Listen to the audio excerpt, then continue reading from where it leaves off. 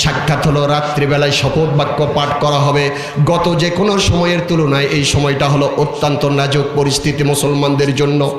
বিশ্বনবী বললেন বড় বহর হয়ে গেল 70 জন, এত বড় প্রোগ্রাম তো করা যায় না, নিশ্চিত রাত এই প্রোগ্রামের আয়োজন করো, চতুর্দিকে খেয়াল রাখো সাহাবায়ে কেরাম কোনো কাফের গুলো যেন টেন না পাই।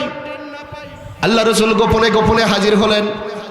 এবার তিনি কালেমা পড়ার আগে ওখানকার যারা উপস্থিত ছিলেন তাদের উদ্দেশ্যে একটা বক্তব্য দিলেন। হঠাৎ করে একজন সাহাবী যিনি মুতার প্রান্তে জিহাদের ময়দানের সেনাপতির দায়িত্ব পালন করেছিলেন, আব্দুল্লাহ বিন রাওহা রাদিয়াল্লাহু আনহু, তিনি দাঁড়িয়ে যে বললেন ইয়া রাসূলুল্লাহ ইয়া হাবিবাল্লাহ, এখনই কালেমা পড়ায় দিয়ে আমাদেরকে আপনি মুসলমান বানায় নেবেন।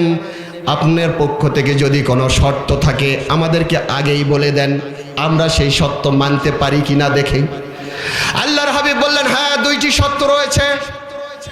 একটি শর্ত হলো আমার আল্লাহর পক্ষ থেকে আনিবুদুল্লাহ, তোমরা এক আল্লাহর ইবাদত করবে, লা তুশরিক বিল্লাহ, আর আল্লাহর সঙ্গে কাউকে শরীক করা যাবে না। 2 নম্বর শর্ত হলো আমার পক্ষ থেকে তোমরা যেমন তোমাদের জান এবং মালকে ভালোবাসো, তোমাদের জান মালকে হেফাজতের জন্য সচেষ্ট থাকো, তেমনিভাবে আমি রসুল আমার মান সম্মান, আমার ইজ্জত আবরুর, আমার জান মালের নিরাপত্তা দেওয়ার জন্য প্রয়োজন বোধে তোমাদেরকে জীবন দেওয়ার জন্য প্রস্তুত থাকতে হবে। জোরে বলেন আল্লাহু আকবার। সাহাবায়ে কেরামদেরকে এই 2টি শর্ত বললেন। আব্দুল্লাহ বিন রাওহা বললেন প্রিয় ভাইরা আমার, যারা মদিনা থেকে মক্কা এসেছি আমরা কি এই কাজ করতে রাজি আছি? সবাই হাত তুললেন, দাঁড়িয়ে গেলেন, বললেন ইয়া রাসূলুল্লাহ আমরা 2টা সত্যই মেনে নিলাম। আব্দুল্লাহ বিন রাওহা এবং আল্লাহর রাসূলকে লক্ষ্য করে বললেন ইয়া রাসূলুল্লাহ ইয়া হাবিবাল্লাহ, এই যে 2টা সত্যই আমরা মেনে নিলাম, এই মেনে নেবার পরে ইসলাম কবুল করার পরে এই 2 সত্য মানার পরে আমাদের জন্য কি বিনিময় আমরা পাবো? জোরে বলেন আল্লাহু আকবার।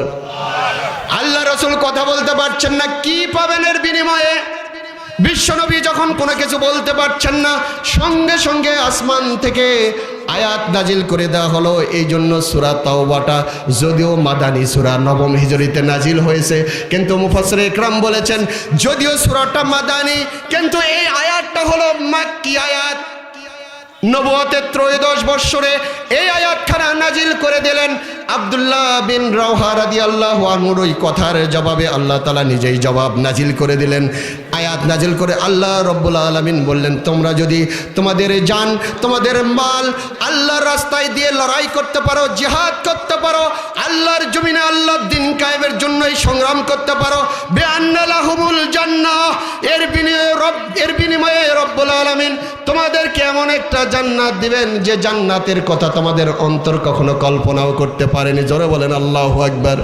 প্রিয় ভাইরা আমার, এই ওয়াদা করার পরে রব্বুল আলামিন বলছেন ওয়াদান আলাইহি হাক্কান ফিত তাওরাতি ওয়াল ইনজিলি ওয়াল কোরআন, আমি যে তোমাদেরকে জানমালের বিনিময়ে যে জান্নাত দিতে চাইলাম এইটা শুধুমাত্র আমার সাধারণ কোনো ওয়াদা নয়, এই একই ওয়াদা আমি করেছিলাম, এই হক ওয়াদা, সঠিক ওয়াদা ফিত তাওরাতি, তোমাদের পূর্বে যে কিতাব ছিল তাওরাত, ওই কিতাবের মধ্যে আমার একই প্রতিশ্রুতি ছিল, ওয়াল ইনজিল, ঈসা আলাইহিস সালাতু ওয়াস সালামের উপর যে আয়াত যে কিতাব নাজিল হয়েছিল ওই ইনজিল কিতাবও একই ওয়াদা আমি করেছিলাম, ওয়াল কোরআন, এবং তোমাদের উপর যে কিতাব নাজিল করা হয়েছে কোরআনুল কারিমে, এই কোরআনেও আমি আল্লাহ একই ওয়াদা করছি। জোরে বলেন আল্লাহু আকবার।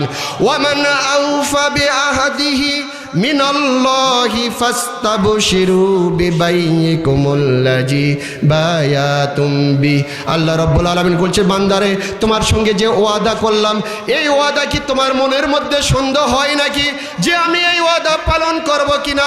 শোনো ভালো করে, কান খুলে